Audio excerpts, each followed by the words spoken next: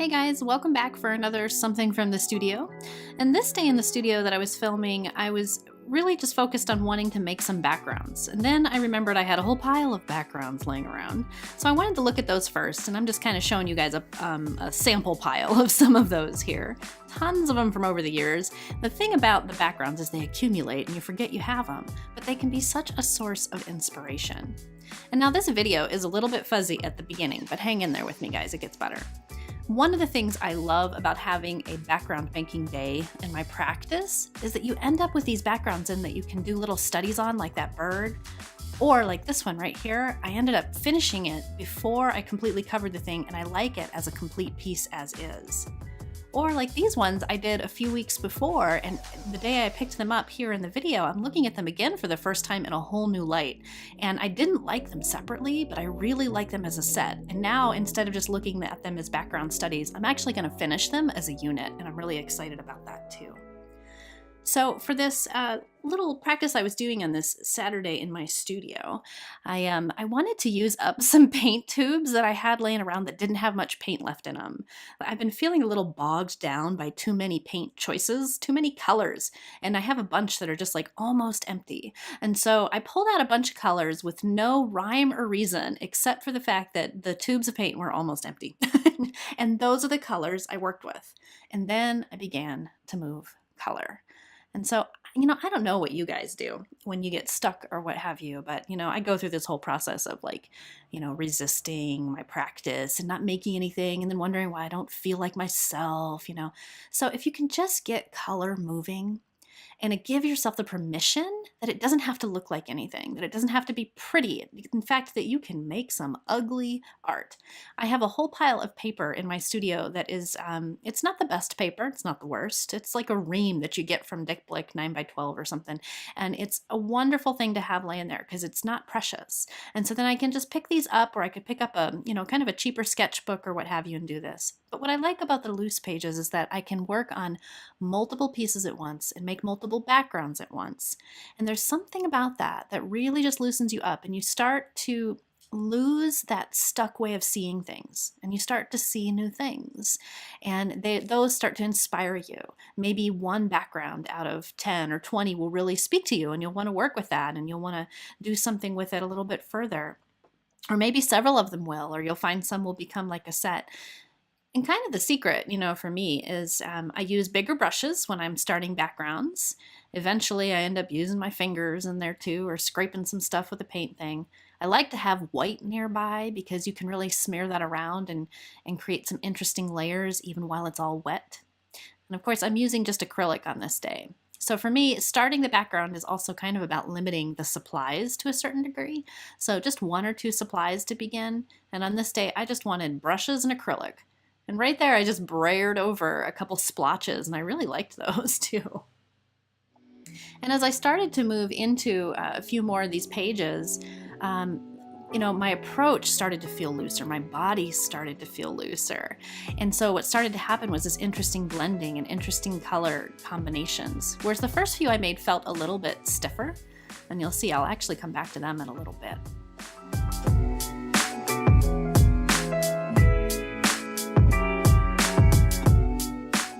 So while that set of fresh backgrounds was drying, I pulled out a couple of those pieces from my background pile. This really ugly canvas thing I had done a while ago. It was a canvas board. And then this collage. It was a little sample collage piece that I actually really liked, and I've liked it for a long time, but I've never done anything with it. And I can't even really tell you why I like it. But it's on not the best paper. And so I decided that I would go ahead and try to put that collage maybe on this really funky canvas with all these colors that it wouldn't necessarily seem to fit with. But there was something happening there that made me curious. So I got a little intrigued. And then I started to cut out that collage piece. And then I realized that really I just wanted the ripped edges. So I started ripping those edges. And then I spent a little time gluing that on the board while I was waiting on those background pages to dry up a little bit more before I had a second look at them.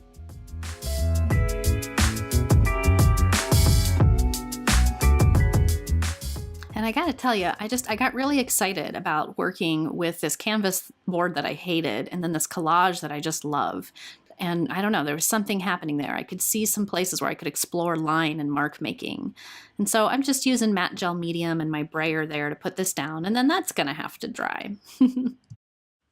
So there's really just something to be said for having that pile of background or scrap paper and keeping it around, because you can, when you're feeling uninspired, you can just play with them together, see what pieces speak to each other that you never saw coming. You know, maybe you made them in totally different months or years of your life. And it can breathe fresh life into your practice. And it creates this kind of thread from one time in your creative practice to the current season or chapter.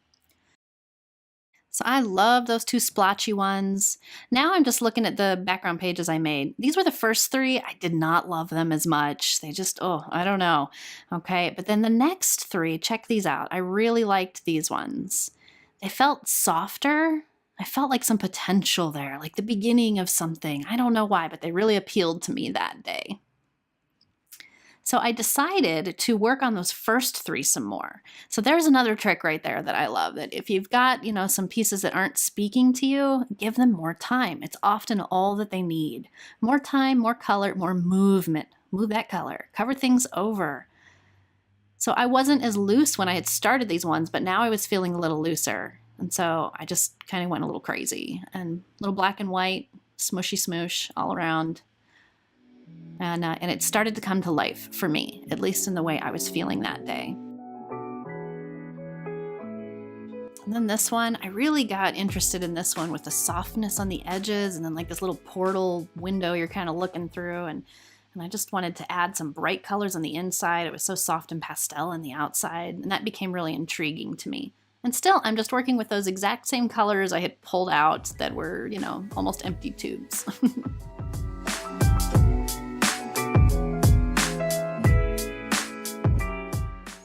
And then I switched back to this one. The matte gel had dried, and I wanted to begin to integrate that top background page collage element into the canvas board beneath it. And so I started with white and spent a good deal of time with white, blending in those white, the background paper that was showing through, adding lines and what have you.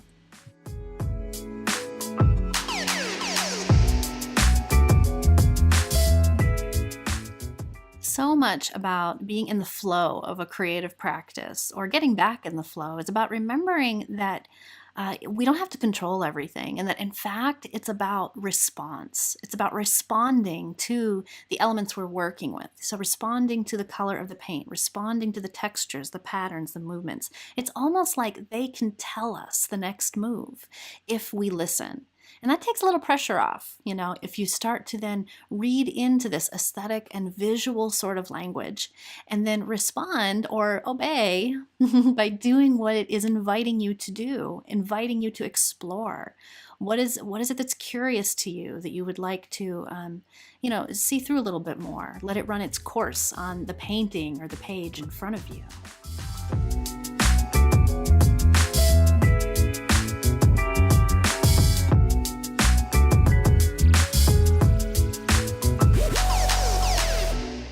So I wanted to share with you one of my favorite Clarissa Pinkola Estes quotes from, you guessed it, Women Who Run with the Wolves, right? Everybody loves that. But on page 343, she has this quote about creativity that I adore. And she says, "To create, one must be able to respond. Creativity is the ability to respond to all that goes on around us, to choose from the hundreds of possibilities of thought, feeling, action, and reaction that arise within us, and to put these together in a unique response, expression, or message that carries moment, passion, and meaning. In this sense, loss of our creative milieu means finding ourselves limited to only one choice, divested of, suppressing, or censoring feelings and thoughts, not acting, not saying, doing, or being. So be wild. That is how to clear the river." So that's from her chapter on called Clear Water, Nourishing the Creative Life. And I think that's so true. And she's talking about keeping the waters of your river flowing and clear. And it so beautifully applies. And that's what I see here, is that sometimes when we get stuck, we think it's because something has to go a certain sort of way. Now, a lot of times we do that to ourselves unconsciously, and we couldn't even tell you exactly what that unconscious little restriction is that we're putting on ourselves.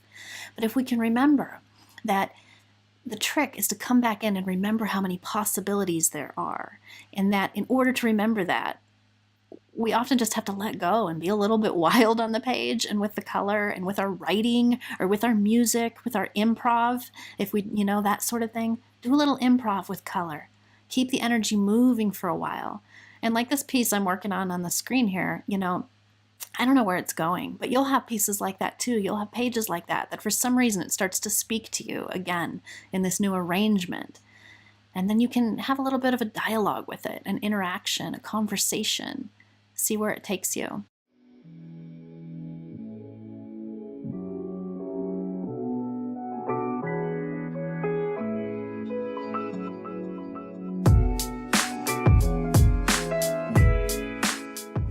So that's my reminder today to you and to me. Move color, guys. Or better yet, let color move you. And stay curious.